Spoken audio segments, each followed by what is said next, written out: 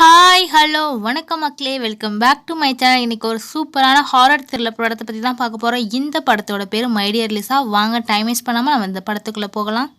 படத்தோட ஸ்டார்டிங் சீன்லேயே யாரோ ஒரு நபர் ஒரு பொண்ணை கொலை பண்ணிட்டு பக்கத்துலேயே அந்த பொணத்தை புதைக்கிறதுக்காக குழி தோண்டிகிட்டு இருக்காரு. அப்படியே சீனை கட் பண்ணி நம்ம படத்தோட பேரை மை டியர் லிசான்னு போட்டு ஸ்டார்ட் பண்ணுறாங்க. ஸோ அப்படியே சீனை கட் பண்ணால் நம்ம ஹீரோவை காட்டுறாங்க. நான் ஒரு ஹீரோனே சொல்லிக்கிறேன். நம்ம ஹீரோ ஒரு சர்ச்சில் இருக்கார். ஸோ நம்ம ஹீரோ ஒரு அனாதை, சின்ன வயசுலேருந்து வளர்ந்தது எல்லாமே இந்த சர்ச்சில் தான். இவர் ஃபாதர் ஆகலான்னு நினைக்கிறாரு. ஆனால் நம்ம ஹீரோவை வளர்த்த ஃபாதரோ, உனக்கு இன்னும் வாழ்க்கை இருக்குது, நீ முதல்ல வெளி உலகத்துக்கு போய் அங்கே இருக்க மக்களோட பேசி பழகிப்பார், அதுக்கப்புறமும் உனக்கு வெளி உலகம் பிடிக்கலன்னா நீ மறுபடியும் ஃபாதருக்கே வந்து சேர்ந்துக்கோன்னு சொல்லி அட்வைஸ் பண்ணி அனுப்பி வைக்கிறாரு. ஸோ நம்ம ஹீரோவும் ஒரு பேகை எடுத்துகிட்டு வெளியில் கிளம்பலாமேன்னு சொல்லிட்டு ஊருக்கெல்லாம் கிளம்ப ஆரம்பிக்கிறாரு. ஹீரோவும் ஒரு குறிப்பிட்ட தூரம் வரைக்கும் ட்ராவல் பண்ணி வந்துகிட்டு இருக்காரு. ஸோ அப்போ யதார்த்தமாக ஒரு கடையில் போய் டீ சாப்பிட்லாமேன்னு சொல்லிட்டு டீ சாப்பிட்டுட்டு அதே கடையில் ஒரு பஜ்ஜி வாங்குறாரு. ஸோ அந்த பஜ்ஜை ஒரு பேப்பரில் வச்சு தராங்க. அந்த பேப்பரில் ஆட்கள் தேவைன்னு சொல்லி வேலைக்காக ஒரு அட்வர்டைஸ்மெண்ட் போட்டிருக்காங்க. ஸோ அதை பார்த்த உடனே நம்ம ஹீரோவுமே ஏன் இந்த ஹோட்டலில் போய் வேலைக்கு சேரக்கூடாதுன்னு சொல்லிட்டு அந்த அட்வர்டைஸ்மெண்ட்டில் இருக்க அட்ரஸ்க்கு போகிறாரு. ஸோ ஹீரோவும் நேராக அந்த ஹோட்டலுக்கு போயிடுறாரு. ஸோ அந்த ஹோட்டல் ஓனரை மீட் பண்ணி பேசுகிறாரு. இது மாதிரி உங்கள் விளம்பரத்தை பார்த்தேன் சார், ஸோ எனக்கு கொஞ்சம் வேலை கொடுங்க அப்படின்னு சொல்லி பணிவாக கேட்குறாரு. ஸோ அந்த ஓனரோ பேர் கூட கேட்கல, வேலைக்கு உன்னை உடனே அப்பாயின்ட்மெண்ட் பண்ணிக்கிறேன்னு சொல்லிட்டு நேராக அழைச்சிட்டு போய் அங்கே வேலை பார்க்குற மற்ற நபர்கள்லாம் இன்ட்ரடியூஸ் பண்ணுறாங்க. ஸோ இந்த 6 பேர் தான் அந்த ஹோட்டலில் குக்காக இருக்கிறவங்க. நம்ம ஹீரோக்கு என்ன வேலைன்னு பார்த்தீங்கன்னா நைட் வாட்ச்மேன் வேலை. ஸோ இந்த குக்குங்க எல்லாருமே சமைச்சு முடிச்சுட்டு சாயங்காலம் 6 மணிக்கெலாம் கிளம்பிடுவாங்க. ஸோ அதுக்கப்புறம் நைட்டை நீ மட்டும்தான் இருந்து இதை பார்த்துக்கணும்னு சொல்கிறாங்க. ஓனர் பேசி முடிச்சுட்டு கிளம்பின உடனே அந்த குக்குங்க எல்லாம் ஹீரோவை வந்து பயமுடுத்துறாங்க. தம்பி, நீ 7வது வாட்ச்மேன், நீ நாளைக்கு உயிரோடு இருக்கியா என்னன்னு பார்ப்போம், என்ன ஏதுனே தெரியாமல் நீ பாட்டுக்கு வந்து வேலைக்கு சேர்றியேன்னு சொல்லி பயமுடுத்திட்டு போகிறாங்க. ஹீரோக்கும் ஒன்றுமோ புரியலை. சரின்னு ஹீரோவுமே ஃபோன் அடித்து ஃபாதர்கிட்ட பேசுகிறாரு. இது மாதிரி ஒரு இடத்துல வேலைக்கு சேர்ந்ததை பற்றியும் அவர் நைட் வாட்ச்மேனாக வேலை பார்க்குறத பற்றியும் ஃபாதர் இன்ஃபார்ம் பண்ணுறாரு. அப்படியே சீனா கட் பண்ணால் அந்த குக்குங்க 4 பேரையும் காட்டுறாங்க. ஸோ அவங்க ஹோட்டலில் சமைச்சிக்கிட்டு இருக்காங்க. ஸோ மணி 6 ஆச்சுன்னொன்னே ஜாமானை கூட எடுத்து வைக்காமல் எல்லாம் அறக்க பறக்க கிளம்புறாங்க. ஒரு நிமிஷம் கூட இந்த ஹோட்டலில் இருந்தால் உயிருக்கு ஆபத்துன்னு சொல்லிட்டு. ஸோ இவங்க போகிறத பார்த்து ஹீரோக்கு ஒன்றுமே புரியல. இவங்க போகிறது மட்டும் இல்லாமல் ஹீரோவையும் பயமுடுத்திட்டு போகிறாங்க. நாளைக்கு காலைல நீ உயிரோடு இருக்கியா என்னன்னு பார்ப்போன்னு சொல்லி ஹீரோவை இன்னும் பயமுடுத்தவும் அவருக்கு லைட்டாக கொஞ்சம் கொஞ்சம் பயம் வர ஆரம்பிக்குது. ஏன் அந்த குக்குங்க எல்லாம் ஹீரோவை பயமுடுத்துறாங்கன்னா, நைட்டு ஆனால் இந்த ஹோட்டலில் நிறைய அமானுஷ்யமான விஷயங்கள் நடக்கும். இதுக்கு முன்னாடி ஆல்ரெடி வேலைக்கு சேர்ந்த நைட் வாட்ச்மேன் 2 பேர் இறந்து போயிருக்காங்க. 3 பேர் ஆள் அடையாளமே தெரில, எங்கே போனாங்கன்னே தெரில. ஸோ அதனால தான் பயமுடுத்திட்டு போயிருப்பாங்க. ஸோ இங்கே நைட் ஆகிடுது. ஹீரோவும் லைட்லாம் போட்டுட்டு எல்லா இடத்தையும் சுற்றி பார்த்துட்டு அவரோட ரூமில் வந்து உட்காந்து பைபிள் படிச்சுக்கிட்டு இருக்காரு. அப்போ ஹீரோக்கு ஏதோ சவுண்டு கேட்குது. ஹீரோவுமே லைட்டை எடுத்துக்கிட்டு சவுண்டு கேட்குற இடத்த நோக்கி போயிட்டுருக்காரு. ஹீரோட கையில் பைபிள் இருக்குது. ஹீரோவும் ஃபுல்லாக சுற்றி பார்க்குறாரு. சந்தேகப்படுற மாதிரி எதுவும் தெரியல. அந்த வந்த சவுண்டு நின்று போயிடுது. சரி தூங்கலாமேன்னு சொல்லிட்டு போய் படுக்க போயிடுறாரு.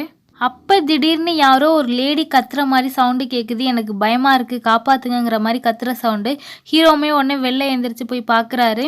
ஸோ வெளில காற்று பயங்கரமாக வீசுது. கையில் வேற பைபிள் வச்சுருக்காரு. அந்த காற்றுல பைபிள் பறக்க ஆரம்பிக்குது. ஹீரோவுமே அந்த பைபிளை பிடிக்க பின்னாடியே ஓடுறாரு. எப்படியோ ஹீரோ காற்றுல பறந்து போன அந்த பைபிளை கையில் எடுத்துடுறாரு. ஸோ அதுக்கப்புறம் நேராக அவர் ரூம்குள்ளே வந்து கதவை பூட்டிக்கிறாரு.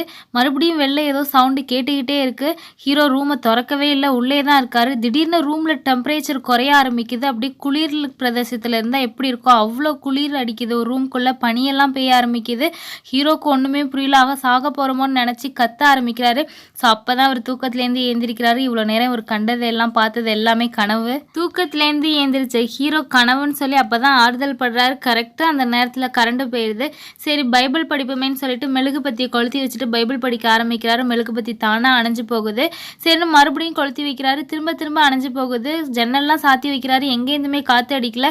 மறுபடியும் மெழுகுபத்தி அணைஞ்சு போகவும் இவருக்கு ரொம்பவே பயம் வந்துடுது. பத்தாயிரத்துக்கு மறுபடியும் அதே சவுண்ட் கேட்க ஆரம்பிக்குது. என்னை காப்பாற்றுங்கன்னு சொல்லிட்டு இவரும் டார்ச் எடுத்துகிட்டு வெளில போய் பார்க்குறாரு. அப்படி ஹீரோ பார்த்துக்கிட்டே போகிறப்போ ஒரு கண்ணாடியில் ஒரு மரணம் நிச்சயிக்கப்பட்டுள்ளதுன்னு சொல்லி ரத்தத்திலே எழுதியிருக்கு. அதுக்கப்புறம் கொஞ்சம் நேரத்தில் யாரோ ஹீரோவோட கழுத்தை நெரிக்கிற மாதிரி தெரியுது. ஸோ ஹீரோவோ பயந்து போயிடுறாரு. திடீர்னு ஒரு உருவம் வந்து அவர் முன்னாடி நின்று அவரை அட்டாக் பண்ணுது. தூக்கி வீசி எரியுது. ஸோ அப்படியே கீழே விழுந்தவர் தான் ஹீரோ மயங்கி போயிட்டாரு. அடுத்த நாள் காலையில் நம்ம குக்குங்க எல்லாம் ஹோட்டலுக்கு கிளம்பி வராங்க. ஹீரோ பார்த்தோன்னே இறந்துட்டாருன்னே முடிவு பண்ணிட்டாங்க. ஸோ அதுக்கப்புறம் ஹோட்டல் ஓனர் அங்கே வராரு. தண்ணி தெளித்து பாருங்கப்பான்னு சொல்லி ஹீரோ ஹீரோக்கு மூஞ்சில எல்லாம் தண்ணி தெளிக்கிறாங்க. அதுக்கப்புறம் தான் ஹீரோ எந்திரிக்கிறாரு. நல்ல வேளை ஹீரோக்கு எதுவும் ஆகலை. ஸோ அந்த குக்குங்களுக்கே மிகப்பெரிய ஷாக்கு. எப்படி இவன் உயிர் பொழச்சான் அப்படின்னு சொல்லிட்டு. ஸோ ஹீரோ ஏந்திரிச்ச உடனே அங்கேருந்து தப்பிச்சு ஓட பார்க்குறாரு. குக்குங்கெல்லாம் அவரை அழைச்சிட்டு வந்து மறுபடியும் ஓனர்கிட்டே நிறுத்துறாங்க. ஸோ நம்ம ஹீரோவை ஓனரை பயங்கரமாக திட்டுறாரு. நீங்கள் இந்த மாதிரிலாம் சொல்லவே இல்லை, என் பேரை கூட கேட்காம நீங்கள் வேலைக்கு எடுத்தப்பே நான் சந்தேகப்பட்டிருக்கணும், அமானுஷ்யம்லாம் நடக்குது, பேய் இருக்க இடத்துலையே எனக்கு வேலைக்கு வச்சுருக்கீங்கன்னு சொல்லி ஹீரோ பயங்கரமாக சத்தம் போடுறாரு. அதுக்கு அந்த ஓனரும், நான் வாங்கின நாள்லேருந்தே இப்படி தான் தம்பி இங்கே நடக்குது. ஸோ நானும் இதை நிறையா பேர்கிட்ட விற்கலான்னு பார்க்குறேன், யாருமே வந்து வாங்க மாட்டுறாங்க. இந்த இடத்து ஹோட்டலுக்குமே வந்து யாரும் அமானுஷ்யமாக நிறைய விஷயம் நடக்குது, வரவங்கலாம் இறந்து போயிடுறாங்கன்னு சொல்லிட்டு ஹோட்டல் கூட யாரும் வந்து தங்க மாட்டுறாங்க. ஸோ எனக்கு லாஸ் தான் இதனால். ஸோ யாராவது வெளியூர்காரவங்க வந்து இந்த ஹோட்டலில் வாங்கினா தான் உண்டு. ஸோ இப்போ நல்ல பார்ட்டி ஒரு வேலை பார்த்துருக்கேன், கேரளாலேருந்து ஒருத்தர் வந்து இந்த ஹோட்டலில் வாங்குறேன்னு சொல்லியிருக்காரு. ஸோ இன்னும் ஒரு 2-3 நாள் மட்டும் வேலை பார்த்து தம்பி இந்த ஹோட்டலில் கைமாற்றிட்டு உனக்கு சம்பளத்தை கொடுத்துட்றேன்னு சொல்லி கேட்குறாரு. ஹீரோவும் அதெல்லாம் முடியாது, நான் இப்போயே கிளம்புறேன்னு சொல்லிட்டு அவரோட ரூமுக்கு போய் ஜாமான்லாம் எடுத்து வச்சிட்டு இருக்காரு. எதுக்கும் ஃபாதர்கிட்ட ஒரு வார்த்தை சொல்லாமேன்னு சொல்லிட்டு நடந்த விஷயத்தை பற்றிலாம் சொல்கிறப்ப ஃபாதரோ, நீ எதையாவது பயந்து ஓடுனீன்னா அது உன்னை துரத்திக்கிட்டே தான் இருக்கும், தைரியமாக எதிர்த்து போராட கற்றுக்கோன்னு சொல்லி அவர் அட்வைஸ் பண்ணவும் சரி இங்கே இருக்கலாமேன்னு சொல்லிட்டு ஹீரோவும் முடிவெடுக்கிறாரு. ஸோ அடுத்த நாளும் போயிடுது. ஸோ அடுத்த நாள் காலையில் சமையல்காரவங்க எல்லாருமே ஹோட்டலுக்கு வராங்க. ஸோ 2வது நாளுமே ஹீரோ உயிரோடு இருக்கிறத பார்த்து மிகப்பெரிய ஷாக்கு. என்ன பேய் இவனை மட்டும் ஒன்றுமே பண்ண மாட்டேதுன்னு சொல்லிட்டு இவங்களுக்கெல்லாம் பயங்கர ஆச்சரியம். இப்படியே நாட்கள் கொஞ்சம் கொஞ்சமாக ஓட ஆரம்பிக்குது. ஸோ ஹீரோக்கும் பேய் பயமும் கொஞ்சம் கொஞ்சமாக போக ஆரம்பிக்குது. அவரும் அந்த ஹோட்டலில் நல்லா செட் ஆகிட்டாரு தங்குறதுக்கு. இங்கே அந்த குக்குங்க இருக்காங்க இல்லையா, ஹோட்டலில் சமைக்கிற குக்குங்கெல்லாம், இவ்வளோ நாளாக இவன் தங்கியிருக்கான், அவனுக்கு எதுவுமே ஆகலையே, ஒருவேளை ஹோட்டலில் எந்த அமானுஷமும் இல்லையோ அப்படின்னு சொல்லிட்டு நைட்டு 6 மணிக்கு மேலே அந்த ஹோட்டலுக்கு மறுபடியும் வராங்க. ஸோ வந்து பார்த்தா இவங்களை அந்த பேய் பயங்கரமாக பயமுறுத்துது. ஸோ 4 பேரும் பயங்கர அடி வாங்கிட்டு துண்டை காணும் துணியை காணும்னு சொல்லிட்டு ஹோட்டலை விட்டு பயந்து ஓடுறாங்க. என்னடா நம்ம ஹீரோவை ஹோட்டலில் காணுமேன்னு பார்த்தா அப்படியே சீனை கட் பண்ணி ஹீரோவை காட்டுறாங்க. ஹோட்டலுக்கு பக்கத்தில் இருக்க ஒரு காட்டில் லைட் அடித்து தேடிக்கிட்டே போகிறாரு. ஏதோ ஒரு குரல் அவர்கிட்ட கேட்டுக்கிட்டே இருக்குது. ஸோ அந்த குரலை நோக்கி தான் போய்கிட்டே இருக்காரு. எனக்கு பயமாக இருக்குன்னு சொல்லிட்டு ஒரு பொண்ணோட குரல் கேட்டுக்கிட்டே இருக்குது. ஒரு கட்டத்தில் ஹீரோவுக்கு முன்னாடி திடீர்னு சிஸ்டர் உருவத்தில் ஒரு பேய் வந்து நிற்கிது. ஸோ அதை பார்த்த உடனே ஹீரோ பயந்து போயிடுறாரு. அது மட்டும் இல்லாமல் திடீர்னு ஒரு கை வந்து ஹீரோட கழுத்தை நெரிக்கிற மாதிரி காட்டுறாங்க. அப்படியே சீனை கட் பண்ணால் அடுத்த நாள் ஹீரோ நம்ம ஹோட்டலில் உட்காந்து பைபிள் படிச்சுக்கிட்டு இருக்காரு. ஸோ அப்போ வந்து அந்த ஹோட்டலோட ஓனர் வந்து இந்த பழைய ஜாமான்லாம் வாங்குவாங்க இல்லையா, அந்த பையன்கிட்ட சொல்லி விட்டுருப்பாரு, அந்த ஹோட்டலில் நிறைய வேஸ்டேஜ் இருக்குது அதெல்லாம் எடுத்துக்கோப்பான்னு சொல்லி. ஸோ அந்த பையனும் ஹோட்டலுக்கு வந்திருப்பாரு. ஸோ நம்ம ஹீரோட்ட தான் இந்த மாதிரி ஓனர் சொல்லியிருக்காரு, நான் எடுத்துக்கிறேன்னு சொல்லிட்டு அவரோட சைக்கிளை நிறுத்திட்டு உள்ளே போய் பேஸ்மெண்ட்டில் தேவையில்லாத பொருள்லாம் எடுக்கிறப்ப அந்த பையன் கொண்டு வந்த சைக்கிளில் பழைய பேப்பர்ஸ்லாம் இருக்கும். அதில் ஒரு பேப்பர் மட்டும் தானாக பறந்து வந்து ஹீரோ கிட்ட விழுது. ஹீரோவுமே அது என்னன்னு பார்க்குறப்போ ஒரு இளம்பெண் மாயம்னு சொல்லி போட்டிருக்கு. அது நியூஸில் என்ன தான் இருக்குன்னு ஃபுல்லாக படிக்க ஆரம்பிக்கிறாரு. ஸோ அந்த பொண்ணு கேரளாலேருந்து தமிழ்நாட்டுக்கு சிஸ்டருக்கு படிக்க வந்த பொண்ணுன்னு தெரிய வருது. அது மட்டும் இல்லாமல் இந்த பொண்ணு நம்ம ஹீரோ சின்ன வயசுலேருந்து ஒரு அனாத ஆசிரமமான ஒரு சர்ச்சில் வளர்ந்தார் இல்லையா, அந்த சர்ச்சுக்காக தான் வரதா இருந்தது. வர வழியில் இந்த பொண்ணு மாயமாயிடுச்சுன்னு சொல்லி நியூஸ் போட்டிருக்கு.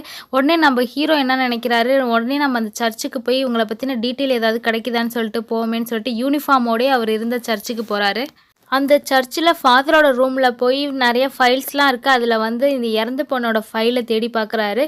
ஸோ அந்த பொண்ணு 2003 இங்கே படிக்க வர வேண்டியதாக இருந்திருக்கு. ஸோ அந்த பொண்ணு வரல. இதை பற்றி ஃபாதர்கிட்ட கேட்கவுமே இதை பற்றி ஹீரோ ஃபாதர்கிட்ட கேட்கவுமே ஃபாதர், ஆமாப்பா இந்த பொண்ணு இந்த சர்ச்சில் தான் வந்து படிக்க வேண்டியதாக இருந்துச்சு, என்னான்னு தெரில, சொன்ன டேட்டில் அந்த பொண்ணு வரல. கொஞ்சம் நாள் கழித்து போலீஸ் ஆஃபீஸர்ஸ்லாம் அந்த பொண்ணை பற்றி விசாரிக்க வந்தாங்க. அப்போ தான் எனக்கே தெரியும் இந்த பொண்ணு மிஸ்ஸிங்னு சொல்லி அந்த ஃபாதர் சொல்கிறாரு. சரின்னு ஹீரோ என்ன ஃபாதர்கிட்ட சொல்கிறாருன்னு பார்த்தீங்கன்னா, ஃபாதர் இந்த பொண்ணு மிஸ்ஸிங் இல்லை, யாரோ இந்த பொண்ணை கொலை பண்ணிட்டாங்க, நான் வேலை பார்க்குற ஹோட்டலில் இந்த பொண்ணோட ஆத்மா அலையுதுன்னு பற்றி எல்லா டீட்டெயிலும் சொல்கிறாரு. அது மட்டும் இல்லாமல் இந்த பொண்ணை யார் கொலை பண்ணாங்கன்னு நான் கண்டுபிடிக்காமல் விடமாட்டேன்னு சொல்லிட்டு அங்கேருந்து கிளம்பிட்டு இருக்காரு. இப்படி ஹீரோ போய்கிட்டே இருக்கப்போ ஹீரோ பின்னாடி யாரோ ஒருத்தர் வர மாதிரி இருக்குது. டக்குன்னு ஹீரோவும் திரும்பி பார்க்குறாரு. ஸோ பின்னாடியால் வந்து நம்பரை ஒரு இரும்பு லாடால் வச்சு ஹீரோட மண்டையிலே அடித்து ஹீரோவை மயக்கமாக்கி தரதரன்னு எங்கேயோ இழுத்துட்டு போகிறாரு. ஹீரோ கொஞ்ச நேரம் கழித்து கண் முழிச்சு பார்க்குறாரு, மயக்கம் தெளிஞ்சு. ஸோ ஹீரோவை புதைக்கிறதுக்காக பக்கத்தில் குழி தோண்டிகிட்டு இருக்கிறது வேறு யாரும் இல்லை, ஃபாதர். ஸோ ஃபாதரை அழுதுகிட்டே நம்ம ஹீரோவை திட்டுறாரு, உன்னை என் புள்ள மாதிரி வளர்த்தனே, நீ ஏன் இந்த கேஸ்லாம் நீ ஈடுபட்ட, இந்த பொண்ணை பற்றி ஏன் நீ தெரிஞ்சுக்கணும்னு ஆசைப்பட்ட, ஸோ அதனால் உன்னை என்னால் கொல்ல வேண்டிய நிலமை ஆயிடுச்சேன்னு சொல்லி அழுதுகிட்டே ஃப்ளாஷ்பேக்கை சொல்ல ஆரம்பிக்கிறாரு. ஸோ வாங்க நம்மளும் இப்போ ஃப்ளாஷ்பேக்குள்ளே போகலாம். இவங்க தான் அந்த இறந்து போன பொண்ணு. நான் இவங்கள ஹீரோயினே சொல்லிக்கிறேன். இவங்க சிஸ்டர் படிக்கிறதுக்காக சென்னைக்கு கிளம்புறாங்க. ஸோ இப்போ அவங்க கேரளா பஸ் ஸ்டாண்டில் தான் வெயிட் பண்ணிகிட்டு இருக்காங்க. ஸோ அது ரூரல் ஏரியாங்கிறனால பஸ் அடிக்கடி வராது. டைமிங்க்கு தான் பஸ்ஸு. ஸோ பஸ்ஸுக்காக வெயிட் பண்ணிகிட்டு இருக்காங்க. ஸோ நம்ம நேரம் காத்திருந்ததுக்கப்புறம் ஒரு மினி பஸ் வருது. ஸோ அதில் ஏறுறாங்க. ஸோ அது குளிர்காலங்கிறனால ரொம்ப குளிருது. அது மட்டும் இல்லாமல் நம்ம ஹீரோயினும் ஜன்னல் ஓரத்தில் இருக்கனால அவங்களோட சேலையெல்லாம் காற்றுல விலகுது. இதை டிரைவர் வந்து பார்க்கறாரு. ஸோ அவங்களுக்குமே ஒரு மாதிரி ஆகுது. அதனால் சீலையால் அவங்க பாடியை நல்லா கவர் பண்ணிக்கிறாங்க. போக போக அந்த பஸ்ஸில் இருக்க எல்லாருமே லோக்கல்லே இறங்கிறாங்க. பஸ்ஸில் யாருமே இல்லை. நம்ம ஹீரோயினும் பின்னாடி திரும்பி பார்க்குறாங்க. யாருமே இல்லைன்னா இவங்களுக்குமே பயமாயிடுது. ஒரே ஒருத்தர் மட்டும் உட்காந்துருக்காரு. ஸோ அவர் பார்க்க நல்ல டைப்பாக தேடுறாருன்னு சொல்லிட்டு நம்ம ஹீரோயினும் அந்த ஃபாதரோட பக்கத்தில் போய் உட்காந்துக்கிறாங்க. சேஃப்டியாக இருக்குமேன்னு சொல்லிட்டு. ஸோ ரொம்ப நேரம் ட்ராவலுங்கிறனால இடையில ஒரு இடத்துல நிறுத்துறாங்க காஃபி சாப்பிட்டுட்டு ரெஸ்ட் எடுத்துகிட்டு போகிறதுக்காக. ஸோ நம்ம ஹீரோயினும் இறங்கி காஃபி சாப்பிட்றாங்க. அப்போ கூட அந்த டிரைவரும் கண்டக்டரும் நம்ம ஹீரோயினை ஒரு மாதிரியாகவே பார்க்குறாங்க. அதனால பயந்து போன இவங்க நம்ம ஃபாதர் உட்காந்துருக்க டேபிள்லே போய் உட்காந்துக்கிறாங்க. ஸோ என்னம்மா உன்னோட பிரச்சனை என்னம்மான்னு சொல்லி நம்ம ஃபாதர் கேட்குறப்ப, இல்லை சார் எனக்கு அந்த டிரைவரையும் கண்டக்டரையும் பார்த்தா பிடிக்கல, ஒரு மாதிரியாகவே என்னை பார்த்துக்கிட்டு இருக்காங்கன்னு சொல்லவும், சரி அப்போ நீ பஸ்ஸில் ஏற வேணாம், நீ இங்கே நில்ல, அவங்க பஸ்ஸை எடுத்துகிட்டு போட்டு நம்ம அடுத்த பஸ்ஸில் போய்க்கலான்னு சொல்கிறாங்க. ஸோ ஃபாதரும் அந்த டீ கடைக்காரர்கிட்ட அடுத்த பஸ் எப்போ வரும்னு கேட்குறப்ப, இனிமேல் பஸ்ஸெல்லாம் வராது, காலைல தான் வரும்னு சொல்லிடுறாங்க. ஸோ அதனால் ஃபாதர் என்ன ஐடியா பண்ணுறாங்கன்னா, இப்படியே நடந்து போவோம், ஏதாவது லாரி வேன் ஏதாவது வந்துச்சுன்னா லிஃப்ட் கேட்டு போகலான்னு சொல்லி நடந்து போயிட்டே இருக்காங்க. அப்போ பார்த்தா திடீர்னு மழை பெய்ய ஆரம்பிக்குது. ஸோ அதனால் ஓரமாக எங்கேயாவது ஒதுங்கலாமேன்னு சொல்லிட்டு ஒரு பாழடைஞ்ச பில்டிங் இருக்குது, அங்கே போய் நிற்கிறாங்க மழைக்காக. ஸோ நம்ம ஹீரோயினும் அவங்களோட சாரீ மழையில் நனைஞ்சு போயிருக்கோம். அதனால் அவங்களோட சாரியில் உள்ள தண்ணியெல்லாம் புழிஞ்சு எடுத்துக்கிட்டு இருக்காங்க. ஸோ இதை ஃபாதர் பார்க்குறாரு. ஹீரோயின் மேலே இவருக்கு ஒரு ஈர்ப்பு வர ஆரம்பிக்குது. நம்ம ஹீரோயினுக்கு வந்து வீசிங் ப்ராப்ளம் இருக்க மாட்டுக்கு அதுக்கு அப்பப்போ டேப்லெட்டோ இல்லை அந்த மருந்தோ எடுத்துக்கிட்டு இருப்பாங்க. ஸோ இப்போ அவங்களுக்கு திடீர்னு வீசிங் ப்ராப்ளம் வந்துடுது. ஸோ அவங்களால மூச்சு கூட விட முடியல. அவங்களோட பேக்லேருந்து கூட மருந்து எடுக்க முடியல. அப்படியே மயங்கி விழுந்துடுறாங்க. ஸோ அந்த ஃபாதர் நினச்சா அந்த மருந்து எடுத்து சிஸ்டருக்கு கொடுத்து காப்பாற்றிருக்க முடியும், அதாவது ஹீரோயினுக்கு கொடுத்து. ஆனால் ஃபாதரும் அந்த நேரத்தில் வேறு மாதிரி யோசிக்க ஆரம்பிக்கிறாரு. ஸோ இவர் சபலப்பட்டு தப்பு பண்ணிடுறாரு, அதாவது ஹீரோயினை ரேப் பண்ணிடுறாரு. ஸோ அதுக்கப்புறமா ஹீரோயினை எழுப்பி பார்க்குறாரு. அவங்க எழுந்திரிக்கவே இல்லை. அப்போ தான் தெரியுது இவங்க இறந்து போயிட்டாங்கன்னு சொல்லிட்டு ரொம்பவே ஃபீல் பண்ணி அழுகிறாரு, தெரியாமல் தப்பு பண்ணிட்டோமோன்னு சொல்லி. ஸோ இந்த படத்துலேருந்து நம்ம கற்றுக்கிற கருத்து என்னன்னு பார்த்தீங்கன்னா, பாதுகாப்பு எப்போதுமே நமக்கு அடுத்தவங்க தரமாட்டாங்க, நமக்கான பாதுகாப்பை நம்ம தான் உருவாக்கிக்கணும். சரி வாங்க அப்படியே படத்தை கண்டினியூ பண்ணுவோம். ஸோ அப்படியே சீனை கட் பண்ணால் மறுபடியும் ஃபாதரை தான் கட்டுறாங்க. அவர் ரொம்பவே அழுதுகிட்டு இருக்காரு. ஸோ அழுது ஒரு பிரோஜனம் இல்லை, வேறு எதாவது பண்ணலாமேன்னு சொல்லிட்டு பிளான் பண்ண ஆரம்பிக்கிறாரு. ஸோ என்ன நினைக்கிறாருன்னு பார்த்தீங்கன்னா, இங்கே இருக்கதோ அடர்ந்த காடு. ஸோ நம்ம ஹீரோயினை இங்கே எங்கேயாவது புதைச்சிட்டு போயிடலான்னு சொல்லிட்டு ஹீரோயினை தூக்கிக்கிட்டு காட்டுக்கு நடுப்புற போகிறாரு. அங்கே ஒரு பாலடைஞ்சு கிணறு இருக்குது. அந்த கிணறுக்குள்ளே நம்ம ஹீரோயினை போட்டு புதைச்சிடுறாரு. இந்த கிணறுக்கு பக்கத்தில் தான் நம்ம ஹீரோ வேலை செய்கிற ஹோட்டல் இருக்கும். ஸோ அதனால தான் இவங்க ஆத்மா இதே இடத்துல சுற்றி சுற்றி இருந்துகிட்டு இருக்கும். ஸோ இந்த உண்மையெல்லாம் ஃபாதர் ஹீரோ கிட்ட எடுத்து சொல்லிகிட்டு இருக்காரு. ஹீரோக்கும் வந்தது பாருங்கள் செம டென்ஷனு போட்டு ஃபாதரை அடி அடின்னு வெளுக்க ஆரம்பிக்கிறாரு. அடுத்து ஃபாதருக்கும் ஹீரோக்கும் பயங்கர சண்டை நடக்குது. ஸோ ஃபாதர் எவ்வளவோ கெஞ்சி பார்க்குறாரு, என்னை மன்னிச்சு விட்டுருன்னு சொல்லிட்டு. இருந்தாலும் ஹீரோ விடுற மாதிரியே தெரியல. ஃபாதரை போட்டு அடிச்சே சாவடிச்சு அவர் எப்படி அந்த ஹீரோயினை கொலை பண்ணி புதைச்சாரோ அதே இடத்துல நம்ம ஃபாதரையும் கொண்டு நம்ம ஹீரோ புதைச்சிடுறாரு. இதோட இந்த படத்தை முடிக்கிறாங்க. Thank you so much friends.